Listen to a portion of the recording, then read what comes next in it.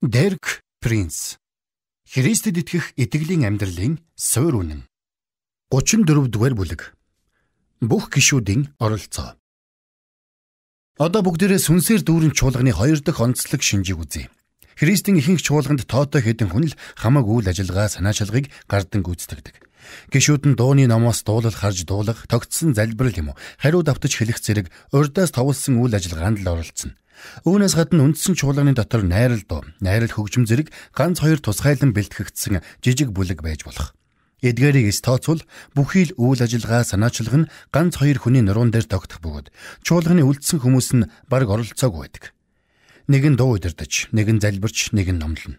Заримдаа нэг хүн 2-оос олон үйл ажиллагаа хариуцах явдалч бий. Харин үлдсэн хүмүүс нь үе амен гэж хэлэхээс өөр юм хийхгүй. Гэтэл хэрэв бид шинэ гэрээн дэх анхны чуулганы амьдрал хүндэтгэлийг харах юм бол бүх итгэгч бүх цуглаанд маш идэвхтэй оролцож байсныг харна. Энэ нь итгэгч хувь хүн бүрийн дотор бөгөөд түүгээр дамжин ажиллах ариун сүнсний ёр бусын оршихуй хүчээр бий болжээ. Дэнлүүний суурин дээрх дэнлүү. Шинэ гэрээний үлгэр загварыг лавшруулан судалвал ариун сүнсний ёр бусын бэлэг юм уу илэрлэл нь итгэгч хувь хүний төлөө бус. Харин итгэгч хувь хүнээр дамжин бүхэл чуулганы төлөө өгөгдсөн болох нь харагддаг. Тиймээс ариун сүнсний бэлэг нь бүхэл чуулганы амьдралд чөлөөтэй илэрхийлэгдэхгүй, хэрэглэгдэхгүй бол зорилгоо биелүүлсэнгүй гэсэн үг. 1-р Коринт 12 дээр Паул итгэгч хувь хүний бэлэг нь нийт чуулганы амьдралд хэрхэн ажиллах ёстойг тодорхойлон хэлжээ. Паул эхлээд ариун сүнсний 9 онцгой ёр бусын бэлгийг буюу илэрлэлийг тоочоод энэ бүхнийг мөнөөхөл нэг сүнс ажилуулдаг бөгөөд хүн бүрд тус тусад нь өөрийн хүссэнчлэн хуваарилдаг хэмээн төгсгөжээ. 1-р Коринт 12:11. Эдгээр бэлэг юм уу илэрлэл нь анхнаасаа итгэгч хувь хүнд зориулагдаагүй Паулийн төгсгөлийн үг илтгэж байна. Гэхдээ Паул үгээр дуусгасангүй. Паул дараагийн 16 ишлэлд 1-р Коринт 12:12-оос 27. Христийн чуулганыг олон эд эрхтэнтэй нэг бие хэмээгээд гишүүн болгоныг биеийн нэг эд эрхтэнтэй адилгахтаа.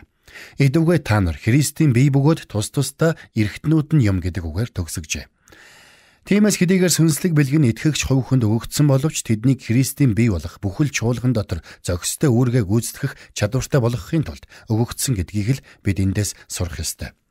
Тиймээс сүнслэг бэлгийн итгэгч хувь хүнийг л бөөцөлөд байхын төлөө бус, харин бүхэл чуулганы амьдрал хүндтгэлийн төлөө өгөгдсөн ажээ. Паул дараагийн ишлэлдэж яг адилхан санаа хэлжээ.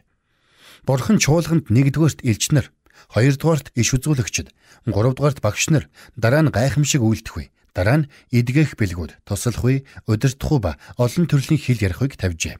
1-р Коринт 12:28. Энэ бүх янз янзын үйлчлэл бэлгийг Бурхан өөрөө л чуулгандаа өгснийг Паул хэлжээ. Өөрөөр хэлбэл тэдгээр нь гагцхүү итгэгч хүний амин хувийн хэрэглээний төлөө бус, харин Бурханы бүхий л хүмүүс болох чуулган доторх нийтийн тусын тулд өгөгдөжээ. Энэ үннийг Есүс ч товч сургаалт үлгэрээрээ тодорхой хэлсэн. Хинч дэнлүү асаагаад савны дор тавьдаггүй. Харин дэнлүүний суурин дээр тавьдаг. Тэр нь гэрт байгаа бүгдэд гэрлээ тусгадаг үлээ. Матай 5:15. Энэ сургаалт үлгэрт дэнлүүний суур гэсэн 2 чухал бэлэгдэл гарч байна. Дэнлүүний суурийн бэлэгдлийг илчлэл 1-20 ишлэлийн үгээр тайлж ойлгож болно. Чиний харсан баруун моторт минь буй 7 од болоод 7 алтан дэнгийн нууцын тухайд. 7 од нь 7 чуулганы тэнгэрэлч бөгөөд 7 дэн нь 7 чуулган юм. Бичээс дэнлүүний суурьаар чуулган цуглааныг бэлэгддэг. Тэгвэл гэрэлт дэнлүүний бэлэгдлийг сургаалт үгс 20-27 ишлэлээр тайлж ойлгож болно.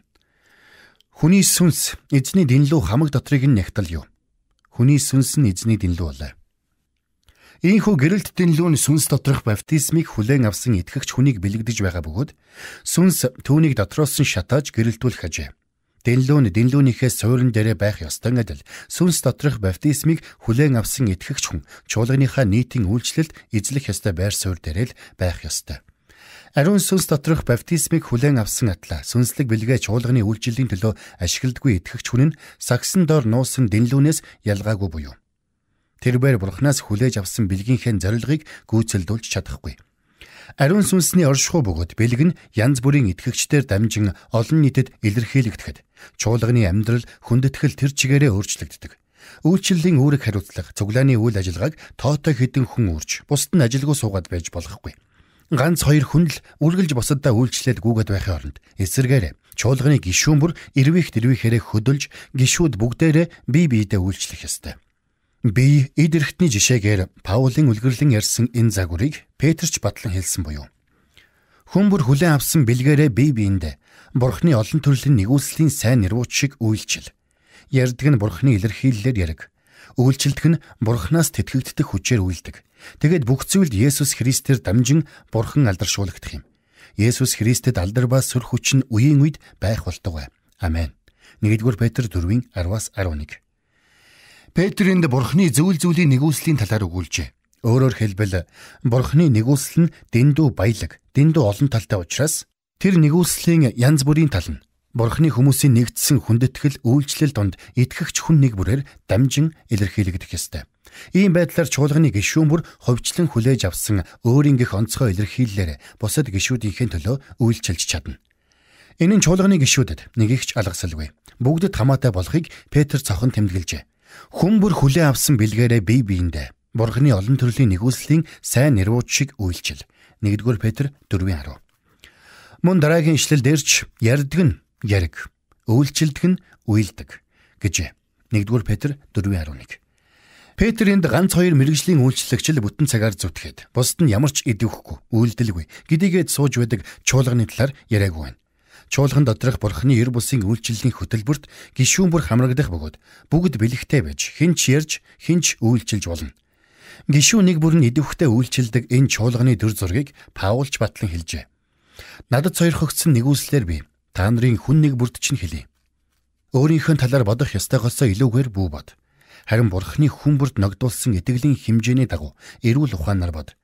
Нэг бид олон эрхтэн байдгийн адил, мөн бүх эрхтэнд ижил үйл ажиллагаа байдаггүй адил. Бид олуулаа Христэд нэг бие бөгөөд хүн бүр нэг нэгэндээ эрхтэй юм. Бидэнд өгөгдсөн нэгүслэр бэлгүүд маань ялгаатай. Иш үзүүлэг нь итгэлийнхээ хэрээр, үйлчил нь үйлчлэлээр, сургагч нь сургаалаар, ятгагч нь ятгалгаар, өгөгч нь өгөөмрөөр, удирдагч нь хичээнгүй зүтгэлээр, өршөөгч нь баяртайгаар үйлд. Ром 12:3-8. Паул дахиад л Христийн чуулганыг биетэй итгэдэг хувь хүн бүрийг эд эрхтэнтэй адилтгаад, эрхтэн бүрийн үүргийг ахин дахин цохон тэмдэглэжээ. Хүн бүр, гишүүд бүгдээрээ гэдэг үгсийг удаа дараалан хэлж байгааг анхаарна. Бурхан гишүүн бүрийг өөрийн гэсэн онцгой үйл ажиллагаа, үйлчлэлд хуваарлсныг Паул хэлжээ. Үүнийхээ улмаас Бурхан энэ үйлчлэлийг өр нөлөөтэй болгохын төлөө давхар хангамжийг бэлтгэж өгчээ. 1. Итгэлийн хэмжээ. 2. Үйлчлэлд хэрэгтэй онцгой бэлгүүд. Ийм замаар гишүүн болгон энэ даалгаварт бүрэн боловсрсон байна. Тэгэхээр биеийн гишүүнийг бүрэн өөрийнхөө онцгой үйл ажиллагааг биелүүлдэг амьд, идэвхтэй шинэ гэрээний чуулганы зураглал ийм ажээ. Шинэ гэрээний жишгээр дүгнвэл идэвхтэй үйлчилдэг ганц хоёрхан гишүүнтэй чуулган нь толгой, өрөөсөн гар хоёр нь л ажиллагаатай. Бусад эд эрхтэн нь огт ажиллагаагүй бие л гэсэн үг юм. Мэдээж ийм бие нь тэр чигээрээ зөв зохистой ажиллаж амьдарч чадахгүй. Паул нэг ялангуяа ариун сүнсээр шинэ гэрээний чуулганы гишүүн бүрт ирдэг ер бусын үйлчлэлийг цохон тэмдэглэжээ. Нийтийн тусын тулд сүнсний илэрлийг хүн тус бүрт өгсөн аж. 1-р Коринт 12:7. Мөн ариун сүнсний 9 ер бусын бэлгийн тухайд энэ бүхнийг мөнөөхөл нэг сүнс ажилуулдаг бөгөөд хүн бүрт тус тусад нь өөрийн хүссэнчлэн хуваарилдаг гэжээ. 1-р Коринт 12:11. Паул энд нийтийн тусын тулд сүнсний илэрлийг хүн тус бүрт өгсөн аж. 1-р Коринт 12:7 гэж хэлснийг анхаарал тавина. Мөн түүнчлэн энэ бүхнийг мөнөөхөл нэг сүнс ажилуулдаг бөгөөд хүн бүрд тус тусад нь өөрийн хүссэнчлэн хуваарилдаг гэсэн байна. 1-р Коринт 12:11. Сүнслэг бэлгийг хэрэгжүүлэх нь. Тэгэхээр чуулганы гишүүн бүр сүнслэг бэлгээ хэрэгжүүлэх буюу дотор оршигч ариун сүнсээ нийтэд нээлттэй илэрхийлэн харуулах нь Бурхны хүсэл сэтгэл мөнөөс мөн болохыг Паул товч бөгөөд тодорхой хэлж байна. Хэрэв итгэгч нар бүгдээрээ бэлгээ ажилуулахгүй байгаа бол энэ нь Бурхан тэднийг барьж хорсондоо бус. Харин ердөөл тэдгээр итгэгч нар хүмүүстэй илчилсэн Бурхны хүсэлд хайхрамжгүй, болгоомжгүй, итгэлгүй хандаж бүрэн дүүрэн дайчлагдахгүй байгаагаас тэр ажээ. Тэд иймд үлэмж агуу бэлгүүдийг хүссэн тэмүүлэгтэн. 1-р Коринт 12:31. Гэсэн Паулын ятгалахыг дагддаггүй ажээ. Гэтэл Паул улмаар итгэгчдийг хайрыг мөшгөхтөн, сүнслэг бэлгүүдийг хүссэн тэмүүл, ялангуяа иш үзүүлэхийг хэмээн ятгадаг. 1-р Коринт 14:1. Паул хэл, хөрвүүлэг, иш үзүүлэл гэсэн 3 сүнслэг бэлгийг онцгойлон нэрлэжээ. Би та бүхнийг хэл ярихуугаар яриасаа гэж хүсдэгч, иш үзүүлэхийг чинь бүрч илүү хүсдэг. 1-р Коринт 14:5. Паул энэ үгээ ариун сүнсээр хөглүүлэн бичсэн учраас Бурхны хүмүүс хэлээр ярих болоод иш үзүүлэх нь Бурхны хүсэл мөн болохыг чуулганд илчлэн дамжуулжээ. Зарим итгэгч нар эдгээр бэлгийг хэрэгжүүлэхийн сайхныг үзээгүй бол энэ нь Бурхан тэднээс харамсандаа бос. Харин тэд өөрсдөө Христ доторх өвөө бүрэн дүүрэн эдэлж хэрэглээгүйгээс л болжээ. Эзэн хуучин гэрээнд Йошуа тэргүүтээ өөрийнхөө хүмүүст эзэмшил давах маш их газар үлдсэн байна хэмээн айлдсан байдаг. Йошуа 13:1. Тэгвэл шинэ гэрээний Бурхны хүмүүсийн хувьд ч адилхан юм.